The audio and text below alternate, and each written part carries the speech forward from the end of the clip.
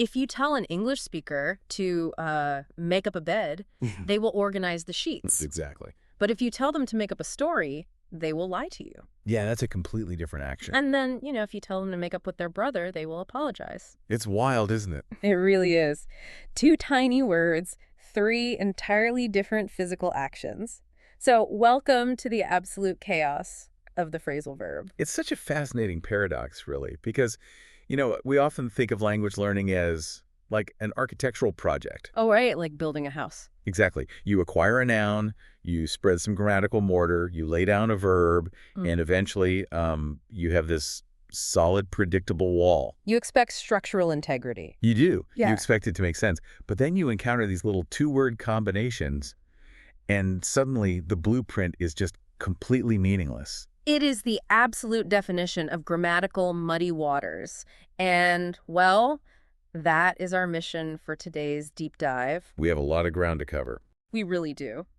For you listening right now, we are taking on the most challenging, yet undeniably the most essential, mechanism for speaking fluent, natural-sounding English. It's the core of how native speakers actually talk. Yeah. We're going to demystify over 30 of these must-know combinations by running them through this master decoding framework we found in the sources. It's a really brilliant framework, too. It is. We are going to clearly explain the 4 distinct behavioral types of these verbs, and we're going to completely obsess over the unwritten laws of where to place the object of your sentence. Because that's where everyone gets tripped up. Oh, 100%. Yeah. Then we're going to build a simple mental summary table to contrast these 4 patterns side by side, do some realistic dialogue practice, and finally outline 3 specific daily habits. Habits that actually help you memorize them forever. Exactly. Habits sourced directly from our materials to train your brain to stop memorizing these blindly and start actually using them. And to really understand how to use them, we first have to understand what they are on a mechanical level. Right. Break down the machine. Yeah. A phrasal verb is not merely a verb with a decorative appendage. It is a formula. Like math or science. Exactly like science. Yeah. You take a standard base verb, something ancient and simple like make, take, get, or put. The building blocks. Right. And you chemically bond it with what linguists call a particle. A particle. Yeah. This particle is usually a short preposition or an adverb. Words like up, down, in, out, on, off, away. I love looking at this through the lens of chemistry because honestly, that is the only way it makes sense to my brain. It's a perfect analogy. It really is. It's exactly like a chemical reaction. You take 2 completely normal, stable elements. Let's say sodium and chlorine. Okay, classic table salt reaction. Right. Sodium is a highly reactive metal, and chlorine is a toxic gas. You put them together, and boom, they undergo a fundamental transformation. They become table salt. Exactly. Something entirely new with entirely different properties. That is what's happening here with these words. That is exactly what's happening. The transformation is absolute.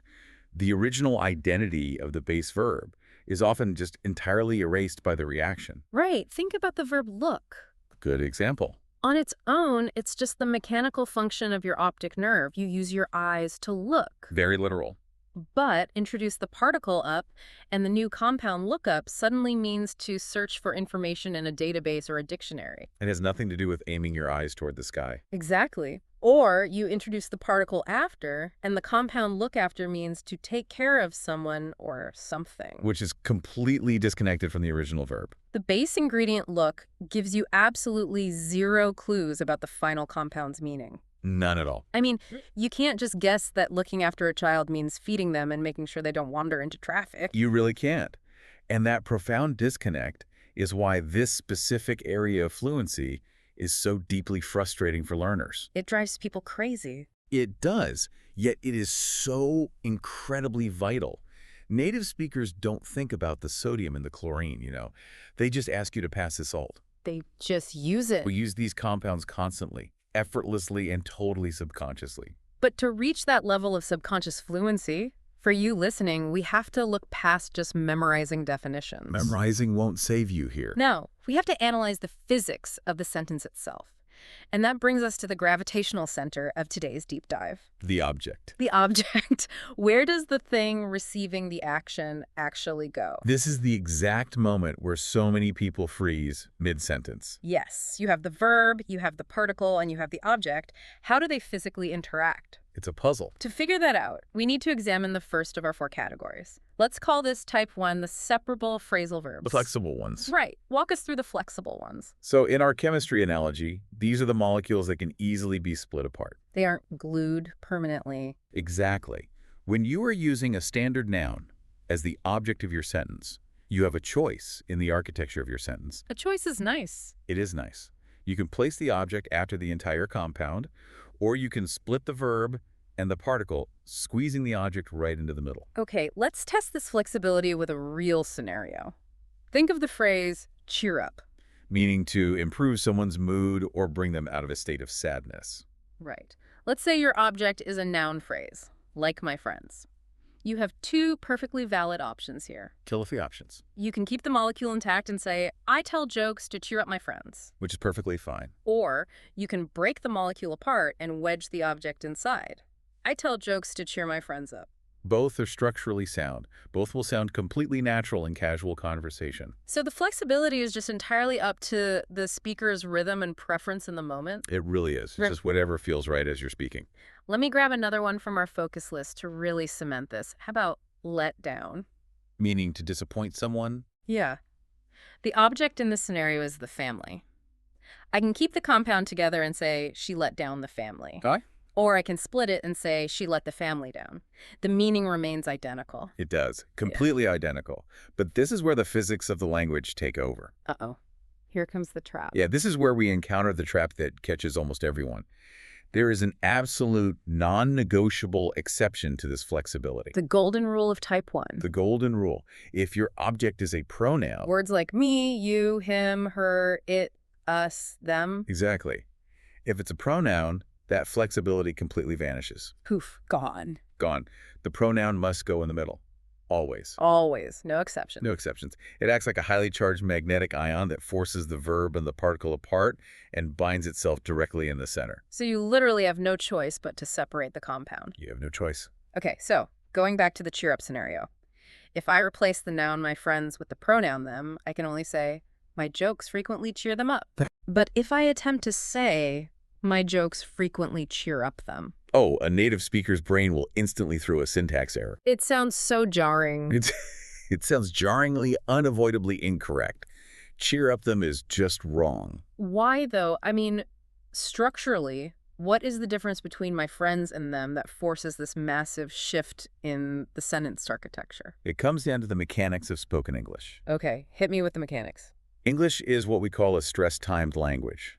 We naturally want to bounce rhythmically from a heavy stressed word to another heavy stressed word. It has a beat to it. It has a very specific beat. In a phrasal verb, the base verb and the particle carry the phonetic weight. They are the heavy beats. Cheer.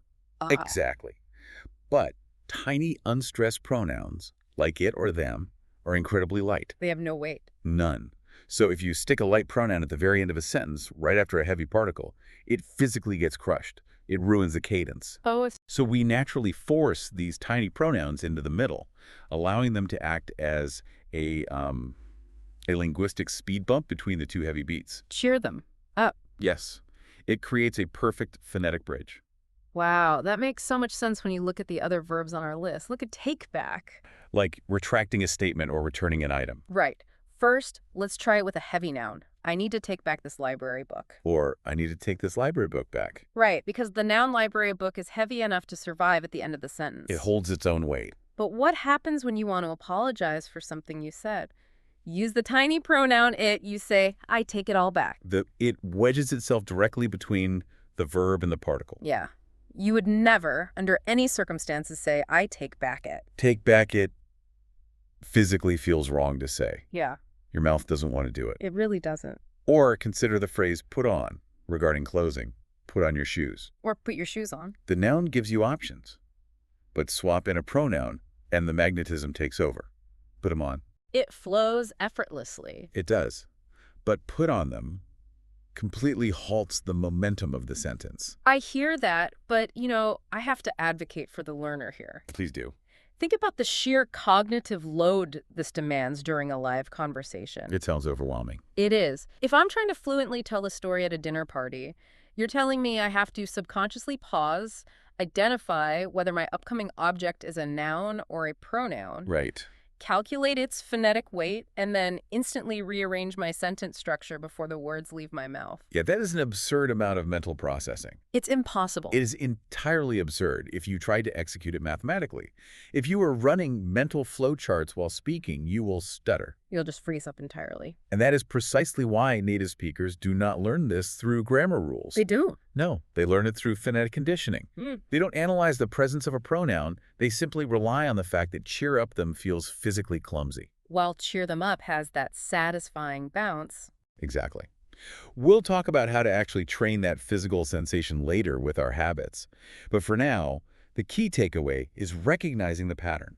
Type 1 molecules can split for nouns, but they must split for pronouns. Yes.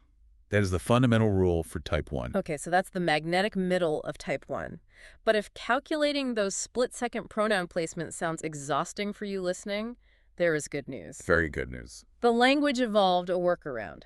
And that brings us to type 2, where flexibility is entirely stripped away and the rules become wonderfully rigid. Type 2 encompasses the inseparable phrasal verbs, the strict ones. The strict ones. Yeah, if type 1 molecules can be pulled apart, type 2 compounds are bonded with, like industrial-strength covalent glue. They are locked in. With these verbs, the object must always, without exception, come after the particle. Always after. Always. You can never separate the verb and the particle. Yeah. And the best part, this applies to both nouns and pronouns equally. Oh, thank goodness. Right. No mental calculations required. That is a relief. So the heavy verb and the heavy particle are permanently fused together. Yes. Nothing can wedge them apart. Not a noun, and definitely not a tiny magnetic pronoun. Nothing gets between them. Let's look at the phrase run into. Which means to meet someone unexpectedly. Right. Your object is the noun phrase, an old friend. You say, I just ran into an old friend. Okay. You cannot say, I just ran an old friend into. That sounds like a bizarre traffic accident, not a pleasant cafe encounter. Exactly. Makes no sense. And if we swap that noun for a pronoun to test the type 1 rule against it, let's say I want to use her. You'll hold firm. You say, I ran into her at the mall. The pronoun stays firmly on the outside. It stays on the outside. Yeah. You would never attempt to say, I ran her into. So the phonetic bridge we needed in type 1 just isn't necessary here. It's not necessary because the bond between run and into is too structurally significant to break. Let me pull another one to test this concept. The phrase come across. Meaning to find something by chance. Let's build a scenario. I'm cleaning out my attic. I find a dusty box of pictures. I can say, I came across my old photos. Perfect. The verb came and the particle across are perfectly glued together. And if I want to just refer to the photos as them, I say, I came across them. The compound stays totally intact. Exactly. Or consider the phrase stand by. Meaning to remain loyal to someone or support them during a difficult time. Right. You might say, I will always stand by my friends. Okay. Swap the noun for a pronoun, and it becomes, they always stand by me. The unit of stand and by remains entirely unbroken. The object just trails along behind it. So why did the language evolve this way? I mean, if the stress timing of English forced pronouns into the middle of type 1 verbs, why are type 2 verbs immune to that phonetic pressure? That is a really great question. It often comes down to the origins of the particles themselves. Really? How so? Many type 2 inseparable verbs use particles that function very strictly as prepositions. Words that inherently indicate direction or relationship. Right? Words like into, across, or by. A preposition's fundamental job is to introduce an object. Ah, I see. Because of that historical function, the linguistic instinct is to keep the preposition physically adjacent to the object it's introducing. So into wants to stay right next to an old friend. Exactly. Huh. It resists being separated by the base verb. Yeah, but in type 1. In type 1, the particles often function more like adverbs, like up and cheer up. And adverbs are much more comfortable floating around the sentence. Precisely. They have more mobility. That is a brilliant distinction. So type 1 involves adverbs that like to float, allowing for separation. Type 2 involves strict prepositions that demand to stay glued to the action. Exactly. We have the flexible compounds and we have the superglued compounds. Which brings us to the third evolution. If type 2 is superglued together, type 3 is a massive, heavy, complex macromolecule. It's armored, it's bolted together, and it has an entirely extra piece added to its structure. The 3-word verb. This is where things start to look incredibly intimidating on paper. It really is. Yeah. Type 3 refers to inseparable 3-word verbs. The unbreakable unit. Yes. The chemical formula expands here. We are no longer just dealing with a verb plus a particle. The formula is now verb plus particle plus preposition. Wow, 3 pieces. Because there is inherently a preposition built into the very end of the chain, the object has absolutely no choice but to sit at the end. Give us a clear picture of this 3-word structure in action. The classic everyday example is put up with. Meaning to tolerate something highly unpleasant. Right. You have your base verb, put, your particle, up, and your preposition, with. Put up with? Because the whole massive structure terminates in the word with, the object must trail behind it. I put up with his bad jokes. And just to confirm, the pronoun rule from type 1 has absolutely 0 power here, right? 0 power. The 3-word structure is utterly unbreakable. Even if you use a tiny pronoun, it goes at the end. So I put up with them. Exactly. You cannot break up the unit. You would never say, I put them up with. Let me look at some other heavy macromolecules we use all the time. How about go out with? Meaning to date someone romantically. Yeah. She wants to go out with Tom. Or, utilizing the pronoun, she wants to go out with him. The entire 3-word unit, go out with, acts as a single immutable block of meaning. Or how about stick up for? Meaning to verbally defend someone. Jason always sticks up for me. Exactly. What's truly staggering about these type 3 verbs is the cognitive load they seem to demand. Oh, totally. Look at the phrase get away with. It means to escape punishment for a bad action. Let's look at the scenario of a bank heist. Oh. We say they robbed the bank and got away with it. Verb, got. Particle, away. Preposition, with. Object. Got away with it. That is 4 separate words utilized to convey the single concept of escaping justice. And that length is precisely why learners find type 3 verbs so daunting. I mean, you have to memorize 3 specific, often totally unrelated little words. And you have to deploy them in a very rigid sequence just to communicate one thought. It's a lot. It is. But here is the crucial insight regarding how native speakers process these. Okay, what is it? They don't see 3 words. Wait, what do you mean? Native speakers use a psychological mechanism called chunking. Chunking. Yes. When a native speaker says look forward to, they aren't accessing the file for look, the file for forward, and the file for to. So how are they accessing it? Their brain has fused those 3 words into one single lexical chunk. To them, look forward to is just one very long, strangely spelled word meaning anticipate. Oh, wow. That's why the unit is unbreakable. You can't put a pronoun inside a single word. You wouldn't put a pronoun in the middle of anticipate. That reframes everything. If you treat type 3 verbs not as a math equation of 3 separate elements, but as one long singular vocabulary word, the object placement rule becomes totally obvious. Right. You wouldn't interrupt a word halfway through, so the object has to go at the end. Exactly. And you must master these chunks because they are the lifeblood of casual dialogue. They really are. You will rarely hear a native speaker say, I am anticipating the weekend. They will say, I'm looking forward to it. Yeah, anticipating sounds so formal. You will rarely hear, I will tolerate this noise. You will hear, I'll put up with it. These heavy macromolecules completely dominate our speech. Okay, so let's track our progress through this chemical landscape. We've navigated the flexible splitting molecules of type 1. Okay. We've handled the superglued 2-part covalent bonds of type 2. Check. We just conquered the heavy, chunky macromolecules of type 3. Which brings us to the final type. Right. But what if we just remove the object entirely? What if the chemical reaction requires no external elements to interact with? Then we enter the domain of the noble gases. Category 4. The type 4 intransitive phrasal verbs. The loners? These are the loners of the English language. They do not take a direct object. None at all. The action does not transfer to a person, a place, or a thing. The phrase is entirely self-sufficient and structurally complete all on its own. Wait, so the sentence literally just ends? It just ends. Or, it's followed by an adverb describing time or location, but never a direct object receiving the action. Okay, give us an example. Let's return to our very first example, the verb make. We established that make up can mean to invent a story, like making up an excuse. Right. That requires an object, the story. But make up has a secondary definition. To reconcile after an argument. Ah, okay. If we use that specific definition, it functions as a type 4 intransitive loner.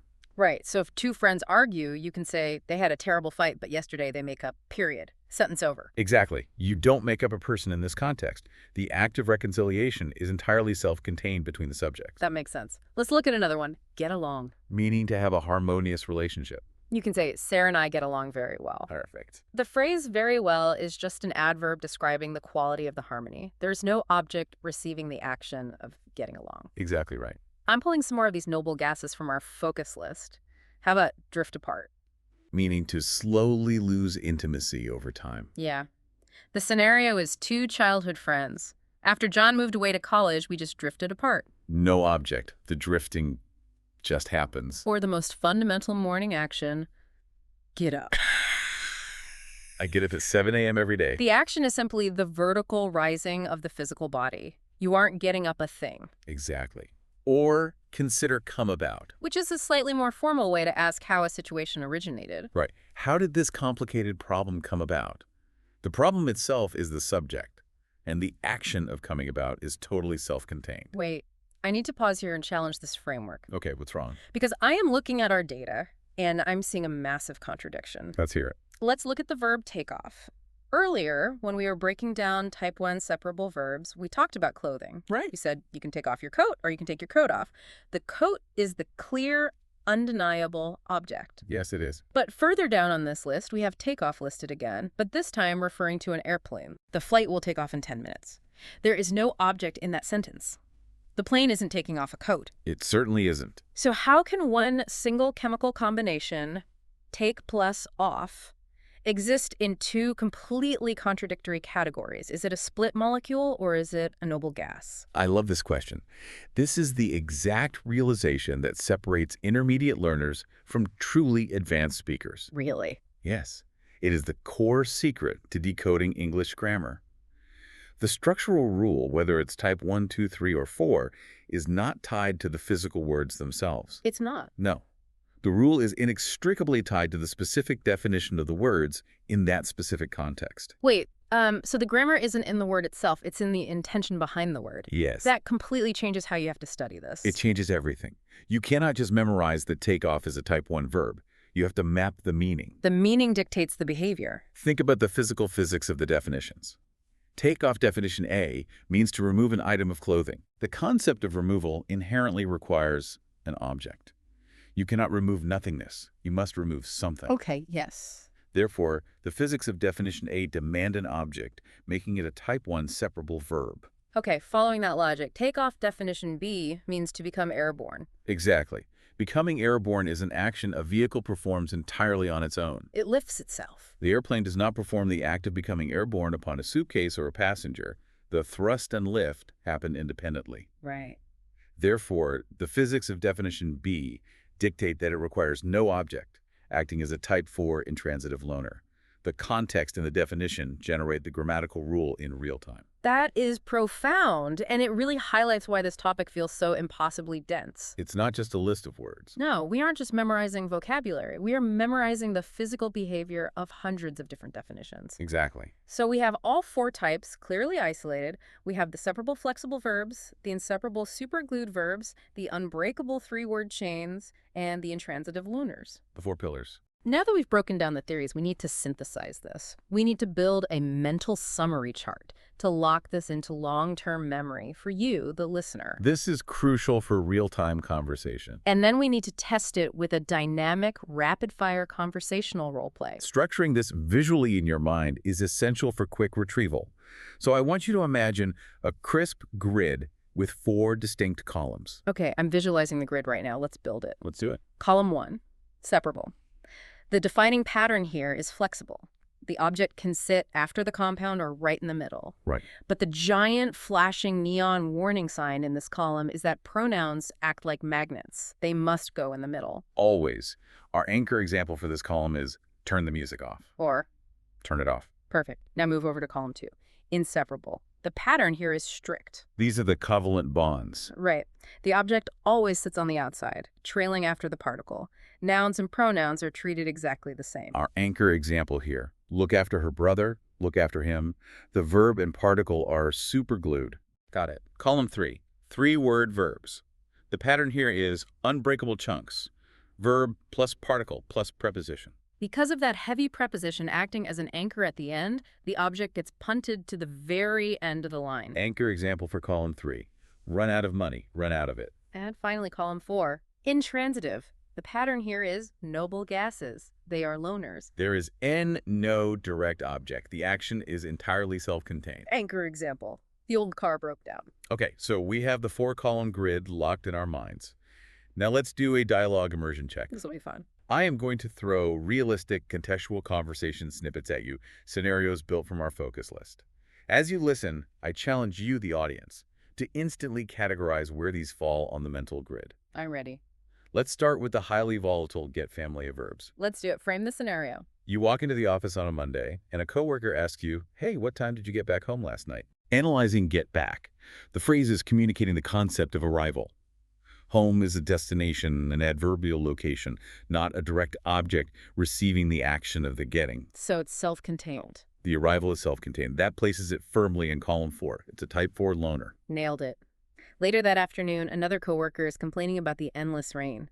They say, "This gloomy weather is really getting me down." Getting me down. No. The pronoun me is wedged directly in the center, acting as a bridge between getting and down. The magnet. Exactly.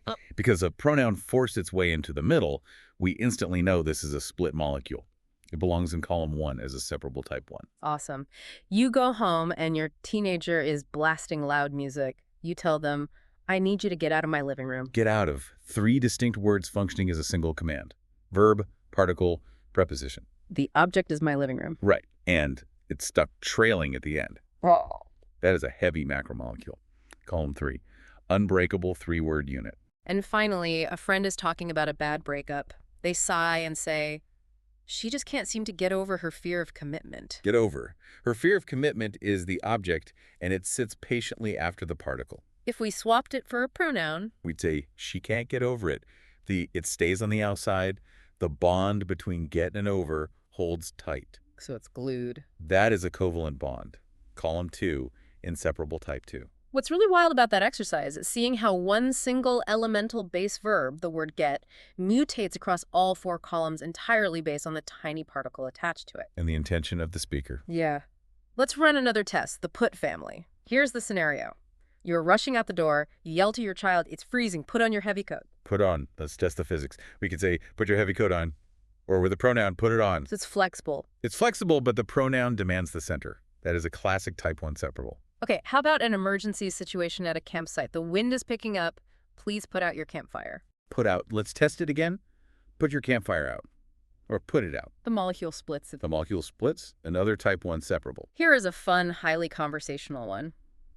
You tell a friend an unbelievable story, and they look at you skeptically and say, "Are you putting me on?" Meaning, are you teasing me or tricking me? Exactly. Putting me on. Look at the architecture.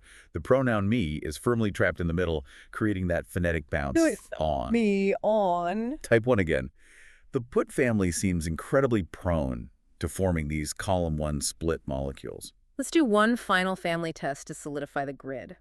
The make family. Okay, hit me. Picture a dramatic jewelry heist in a movie. The detective says, "The thieves made off with the diamonds." Made off with. 3 separate words acting as a single chunk, meaning to steal and escape. Verb, particle, preposition. And the object, the diamonds, is forced to the very back. That's column 3, the unbreakable macromolecule. Imagine struggling to read an old, faded letter. I simply can't make out the words at the bottom. Make out, meaning to discern visually. Test the physics. Make the words out, or make them out. The molecule splits nicely. That's type 1, separable. And finally, you are standing in an ice cream shop, holding up the line. The cashier says, "Sir, please make up your mind." Make up, meaning to decide. Make your mind up, or make it up. Another type 1 separable. So mapping these out on the 4-column grid is a fantastic, highly logical way to decode the underlying grammatical architecture. It really organizes the chaos. But we have to address the harsh reality of language acquisition. Right, the execution. Understanding the matrix intellectually is entirely different from executing it smoothly in a high-speed, dynamic conversation. Completely different. If you are trying to mentally visualize this grid while ordering coffee, you will freeze. You'll panic. So how do we ensure these chemical reactions become subconscious? This is where our focus shifts from theoretical linguistics to practical neuroplasticity. Ooh, neuroplasticity. Yeah, we need to look at the active methodology. How do you actually train your brain to internalize this? What's the secret? We can distill the best practices from the sources into 3 specific, highly actionable daily habits. Okay, let's hear them. These are not about studying harder. They are about training smarter. Let's lay them out. Habit 1.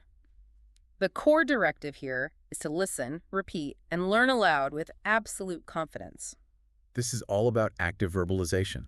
Right. The importance of this habit just cannot be overstated. When we talk about language fluency, we are literally talking about physical muscle memory. Like learning to ride a bike. Exactly. Language lives in the motor cortex and Broca's area of the brain just as much as it lives in the memory centers. So reading isn't enough. Not at all. You cannot just read a list of phrasal verbs silently on a page and expect your mouth to know how to execute them correctly under pressure. It won't know the movements. You must physically speak the sentences aloud, repeatedly. This goes back to what we discussed about English being a stress-timed language. You have to train your jaw, your tongue, and your breath to feel the rhythm of these compounds. You really do. When you physically repeat a sentence like, I need to get over a bad cold, your brain is mapping the phonetic link between the heavy verb get and the heavy particle over. You are welding them together in your motor cortex. Exactly. Or consider the type 3 macromolecule we discussed. The thieves made off with the diamonds. Right. By physically saying made off with over and over, you are training your facial muscles to link those 3 words seamlessly before you ever hit the object. You are training the chunking process physically. This is how native children acquire language. They don't study covalent bonds or pronoun magnetism. They just mimic. They mimic rhythmic patterns until anything outside of that pattern sounds and feels physically wrong. Yep. By repeating these sentences aloud daily, you are actively programming your brain to instantly reject a phrase like, cheer up them. You won't have to think about the grammar rule. No. Yeah. Your mouth will literally stumble over the cadence because you haven't built the muscle memory for it. It will feel like trying to walk down a staircase and missing a step. That physical stumble is your intuition taking over. So, habit 1 is listen, repeat, and learn aloud. You are training the hardware of your mouth. Which leads us to habit 2.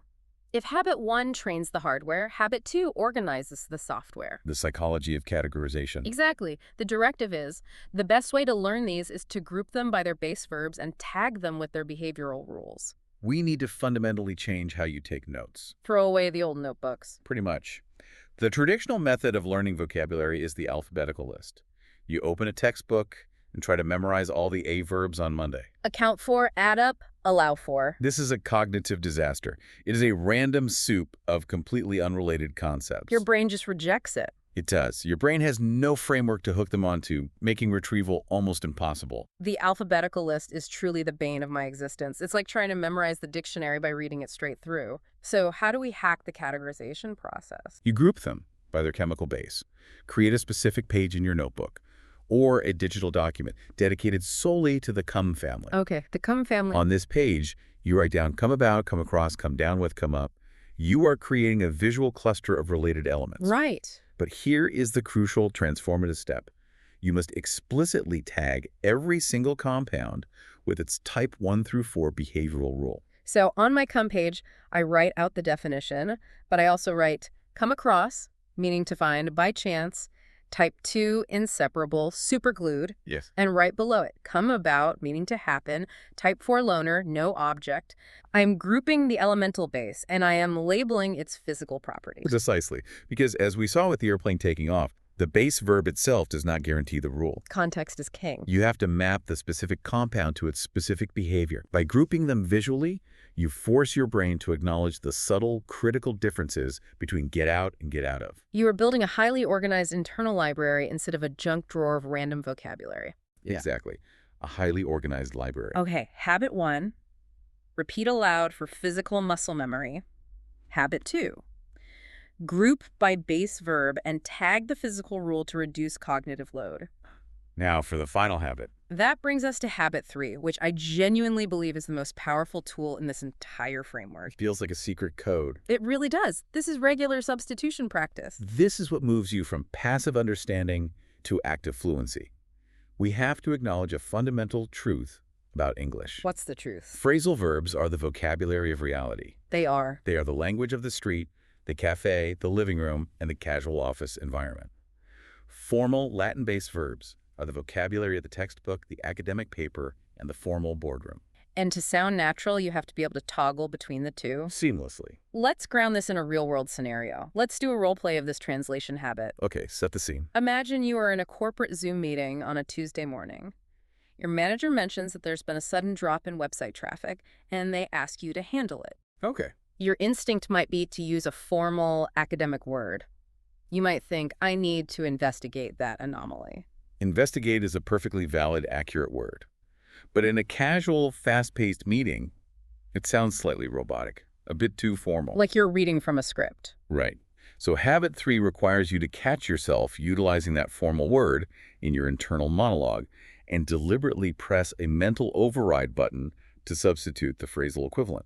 So in that exact millisecond on the Zoom call, you force yourself to translate investigate into the casual compound. Yes. You unmute your microphone and say, I'll look into it. Yes. Look into. A type 2 inseparable verb. You just translated textbook English into fluid, native-sounding English. Let's run a few more of these mental substitutions. You are sitting in your apartment and your neighbor is playing incredibly loud music. Very annoying. Very.